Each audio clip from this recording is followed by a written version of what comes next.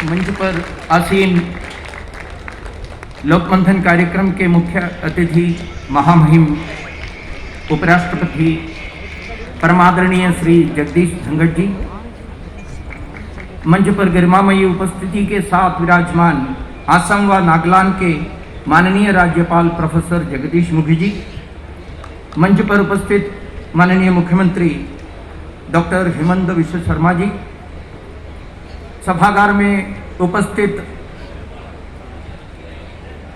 बहुत ज़्यादा गणमान्य लोग हैं। राष्ट्रीय स्वयंसेवक संघ के माननीय सरकारी वाह जी दत्तात्रेय होसबौले, सह सरकारी वाह माननीय मनमोहन वैद्य जी सहित और विविध क्षेत्र के संगठनों के प्रतिनिधि व कार्यकर्ता, भारत के समस्त प्रांतों से आए हुए राष्ट्र सर्वोपरि की भावना से ओतप्रोत विचारक, कर्मशील, प्रतिभागी, प्रतिनिधि व कलाकारों का इस लोकमंच पर हृदय से स्वागत व अभिनंदन करता हूं। लोक को अपने आंचल में जीवंत रखने वाली मां कामाख्या को हम सब दीप के रूप में अर्पित होने आए, जो उनके द्वारा प्रदत्त लोक संस्कृति का संवर्धन करेंगे। अपने विचार रखने से पहले असम के सुपुत्र भारत रत्न श्री भूपेन हजारिका जी द्वारा रचित असम का एक प्रकार से एंथम को मैं याद करना चाहता हूं, जहां वे बोलते हैं, ओ मोर अपनोर देश, ओ मोर सिकुनी देश, इनखोन जुओला, इनखोन सुफला, इनखोन मोर मोर देश, which means, oh my engineering country, oh my speckless country, so euphorious, so bounteous, so near and dear a country। Assam के संस्कृति संबंधित लिखे हुए एक गीत सही में पूरे भारत के लिए ही भी लागू है। वंदे मातरम जैसा भारत मातरम ही है ये गीत। अरुणोदय के इस पावन धरा पर आयोजित विराट वैचारिक यज्ञ लोकमंथन की प्रतिनिधि के रूप में स्वयं को सौभाग्यशाली समझता हूं कि सभी गणमान्य अतिथियों और आगंतुक विद्युत जन के स्वागत और अभिनंदन का सुअवसर मुझे प्राप्त हुआ है। आपके भीतर विद्यमान लोक प्रणम्य है। आसाम की इस उषा भूमि का वंदन करते हुए आप सभी में विद्यमान आत्म चैतन्य को मैं नमन करता हूं। हमारा परम सौभाग्य है कि लोकप्रिय और जन जन में उन्नयन हेतु चैतन्य का संचार करने वाले लोकमंथन में हमें महामहिम उपराष्ट्रपति श्री जगदीश धनखड़ महोदय का मुख्य आतिथ्य, पावन सानिध्य और आशीर्वाद प्राप्त हुआ है। हम हृदय से आपके प्रति कृतज्ञ हैं कि अति व्यस्त होते हुए भी उदार मना होकर आपने हमारा आमंत्रण स्वीकार कर हमें गौरवान्वित किया।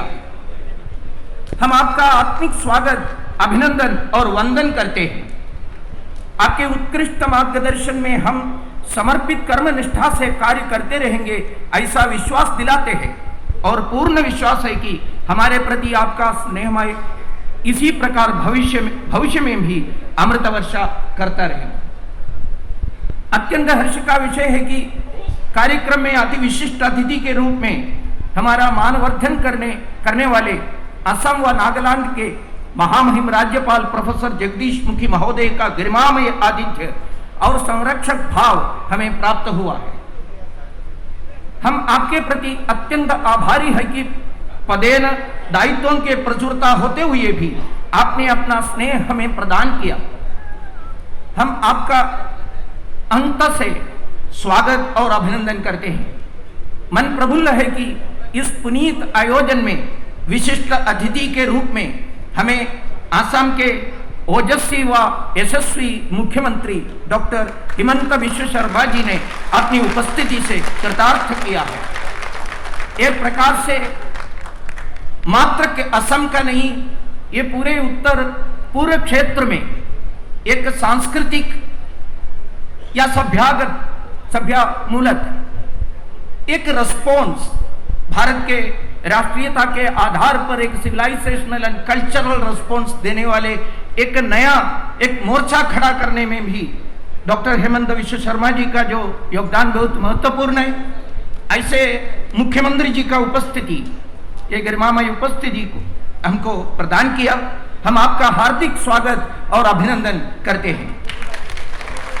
अपनी प्रज्ञा से विभिन्न सत्रों में ज्ञान का संचार करने हेतु पधारे विदुषी विद्वत वक्तागण तथा विभिन्न राज्यों से इस आयोजन को फलदायी बनाने हेतु उपस्थित प्रतिभागी भगिनी बंधुओं का भी आपका हृदय से स्वागत और अभिनंदन और नमन मैं करता हूं।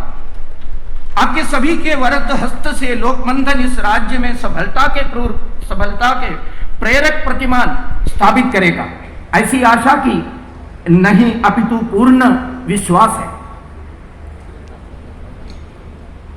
धवल पंथ के उद्गीतों का पूर्वोत्तर का आमंत्रण, पुण्य भूमि है अरुणोदय की भारत भूमि जनगणमन, चैतन्यों के नाद यहां हो सप्तलोक स्वर अनुगुंजन, आत्मभाव से आप सभी का है अभिनंदन है अभिवादन।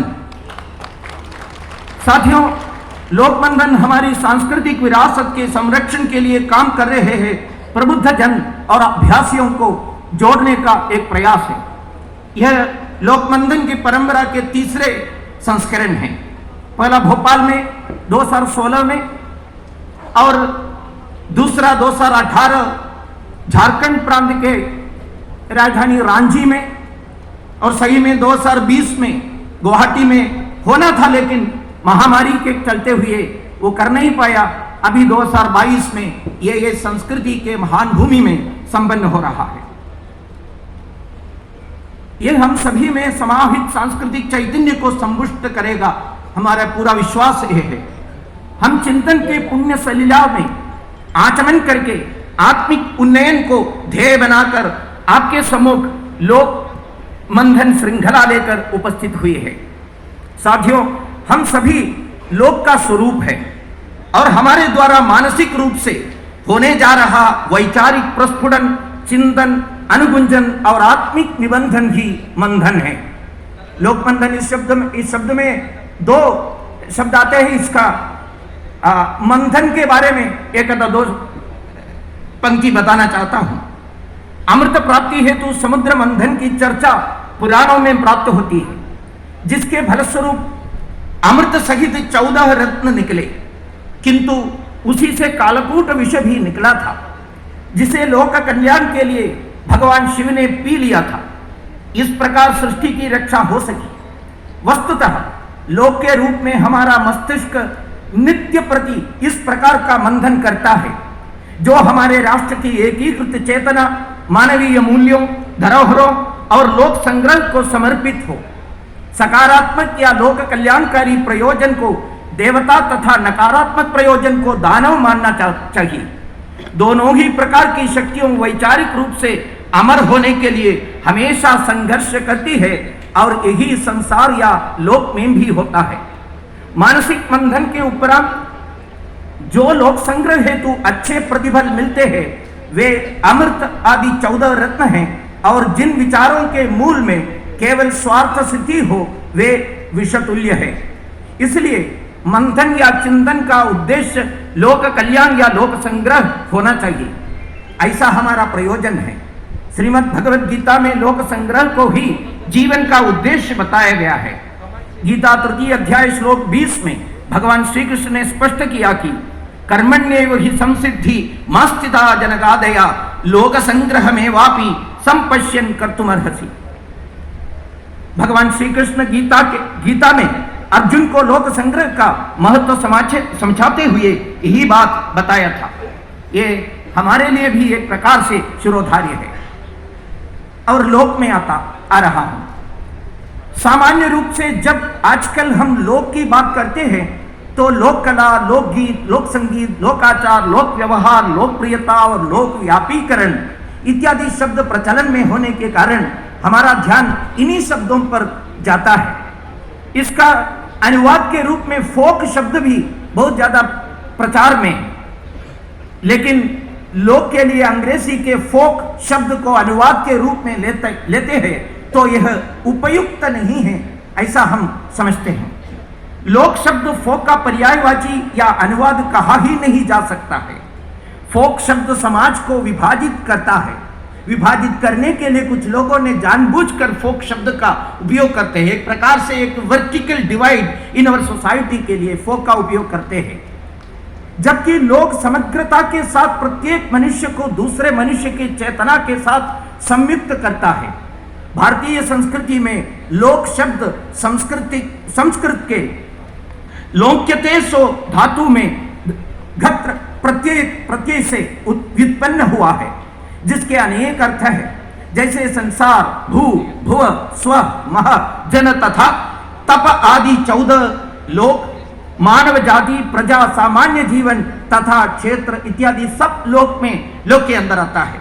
अपने कितने भी प्राचीन ग्रंथ अगर देखा है तो सबसे ज्यादा उपयोग लोक शब्द का करते हैं। ये सब आते हैं इसमें। इस शब्द का सही अर्थ फोक इंग्लिश शब्द से actually it is being made by some people to divide the society, एक ग्राम्शियन टर्म है।